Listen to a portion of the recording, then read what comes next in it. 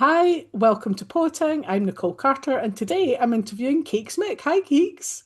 Hi, Nicole. It's great to speak to you. Thanks for having me on. You're very welcome. It's good to speak to you too. If you could tell us a wee bit about yourself, please. So, I'm a Scots language poet from Glasgow. I have lived in Glasgow all my life. And the Scots that I write in is a kind of great big mixture of Glaswegian, Lallans, but with a wee bit of Doric and a wee bit of other places chucked in there as well, because my family have been everywhere in Scotland, more or less. And that's the influence into my Scots. And yeah, it's just been a kind of wild time over the last 5 years because I didn't write before then. And suddenly I put my poems out there on a kind of whim, and it's gone fairly well so far. Brilliant. Yes, yes. I'm looking forward to this. So, could you read us some of your work, please? Of course I can. Yep. So, the first poem I've got here for you is one called Napping on the Job.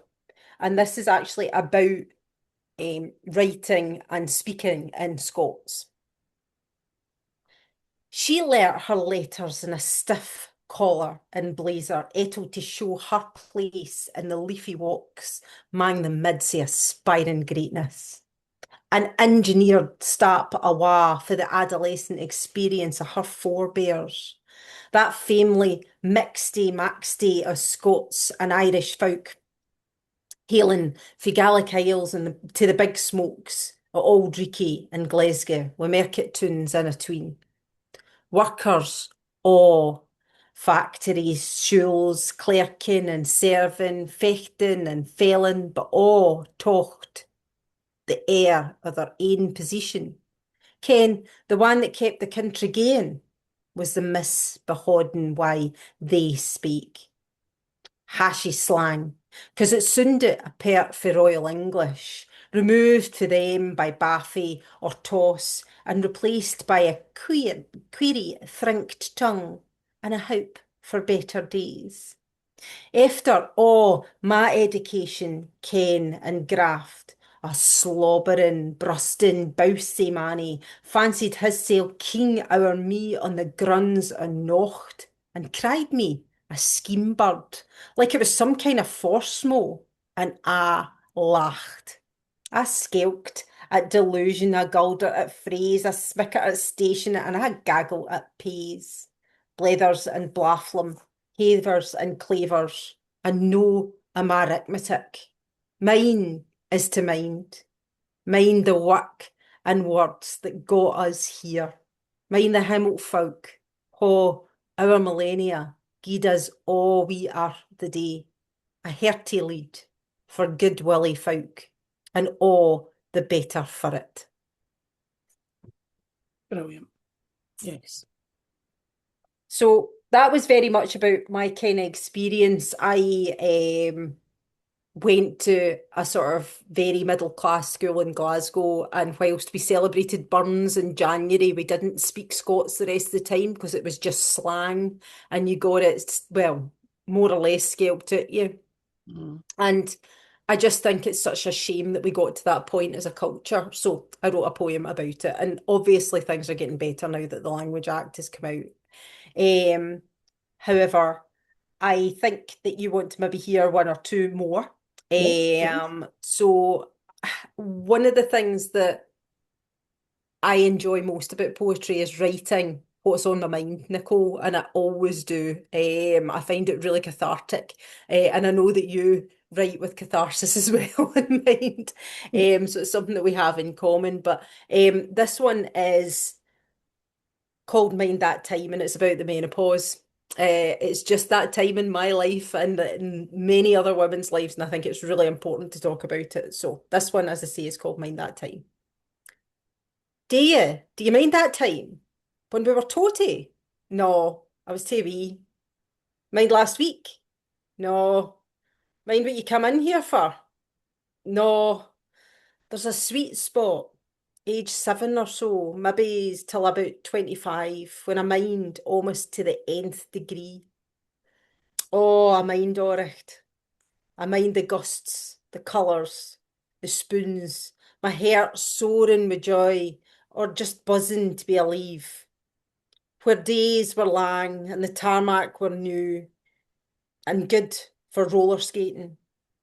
Round 25 it changed, imperceptibly at the start, but speeding and melding, burling and twisting, till I feel myself meeting me on the way back in the door. Eat, sleep, stress, repeat. The gusts that mind me now are the smell of burning when I've got distracted trying to do 20 other necessary jobs, or the rubber on tyres when I screech up late to yet another debacle I could do without. My main memories, no fond. The hurt, shattering, elongated goodbye when he left, lang afore time. They all tae frequent riddies when my memory makes me forget obvious things like the word fridge in a pitching meeting, or how I was sae overwhelmed I forgot the way in school was closed. I didn't ken the onslaught my rage would bring. Hey, oh, they say. Oh, what? Because it seems to mean oh at everything all the time. Forget to eat, can't sleep, stress, feel I'm a failure, repeat. Menopause is a contradiction. I wish it would let me pause, stop, recharge, but all I feel are less neurons firing and mere shame. I'm tired. Actually, I'm knackered. I'm still trying to mind and see for yince. Just me is enough. Mm. Nice one. Yeah. Mm. Talking of menopause, it's like, I was just thinking, the past couple of years, it's like I've With aged you about is 20 all. years. Sorry? I'm saying the past couple of years, I feel like I've aged 20. 20 Oh, years. listen, I'm totally, totally with you there. It's awful, isn't it? It Mm, just, you feel fine, and then all of a sudden it just off mm, a cliff. mm. But thank goodness for HRT, that is a difference, isn't it? Good, yeah, yeah. But the last one I thought I would share with you is one that I wrote recently called Debts. Dear Doctor, I owe you my rage, 'cause these ways cannot endure. It's better, they say, but an inch in a marathon marred with quicksand and workhouse isn't Waygate, it's Rexter. Oh, Doctor, I owe you my rage. Dear schoolyard banksters, I owe you my compassion, 'cause the wicht o' hodding your face for the lipnin o' your sept mak it you froward to me. Puddocks in a pot didn't realise the incremental harm will be lethal. Oh, banksters, I owe you my compassion. Dear boss bitch, I owe you my pity, 'cause you think your worth leams through savaging others, slamming doors on they on your heels doesn't mak ye best. Oh, boss bitch, I owe you my pity. Dear souled sisters, I owe you my voice and my een, for where you're forbidden, I'm no yet, and the world should no be haunted and turning away for your plight. Dear souled sisters, I owe you my voice and my een. Dear women of the ages, I owe you my devotion. Everything, Amar, has been stitched o'er your cloots, with your ken as the clue o'er aeons. It's a lobber o' love and honour to for it were cause in a surfeit world. O women o' the ages, I owe you my devotion. Dear Sel, I owe you respect. The hardest task when every step a being is able to keep us meek and sucking. But though peery in stature, my heart is ablaze, with Eldon enough to ignite the sound axe, with the cannily rush it forward, to burn Virgil to cinders. Dear Sel, you knew he ettle, respect, and all that you need, all that you need. Wow, powerful. Thank you so much. Right, okay, so where can we hear you perform? So my next performance is actually at a wonderful festival called the Long Weekend Festival, and that is in June. I think it's the 24th. Let me double check because again, my memory is failing me. It is not the 24th. It is the 20th of June, Milton Campsie Festival. So, it's the Long Weekend Festival at Milton Campsie. I will be performing in the one of the gardens along with Cat Cochrane and a couple of other local poets as well in the afternoon. It's a free event, so please everybody come along to that. It's a brilliant community event. And there's music and other attractions and things on all day on the Saturday and in fact on the Sunday. So that's definitely the place to be that weekend of the 20th and the 21st of June. And then after that, fingers crossed, it'll be a launch for me, but I'm not sure when or where at the moment because I've Right. got a new book coming out. Nice one. Okay. Uh-huh. So the new book will be with Drunk Muse Press and it will be released at some point this summer. I have no idea when. It's just in the final stages of editing at the moment, and I'm hopefully going to hear in the next week or so what the plan is. So I'm quite excited about all of that. Yeah, I can imagine. That's blooming brilliant. Um, that's Hugh Macmillan, isn't it? Junk Muse Press. Yes, Hugh, Yeah. Neil Young, Jessamine O'Connor, and Julie McNeil. Right. Okay. I wasn't aware that of the other folk that were involved. Right. Okay. I have heard of Junk Muse Press. Yeah, yeah. They're blooming well known. Yes, Well very known well company. known. I was Yeah. very lucky. They put out a call. I think it was the end. Well, it was sometime round about maybe the beginning of 2025. They put out a call and they were looking for women poets to get in touch and give them a sort of a taste of a manuscript. And I put mine forward and I was one of seven that was picked. So I've been really, really pleased to get involved with that and really excited. So. Yes, that's brilliant. Fantastic. Okay. So, where can we buy your work? At the moment, you can buy my work from SP Square. So if you go on to my social media, which is Keeks Poetry on Instagram or just Keek Smith on Facebook. On the links there, there is a product page for SP Square who have my Contumacious Temerity book.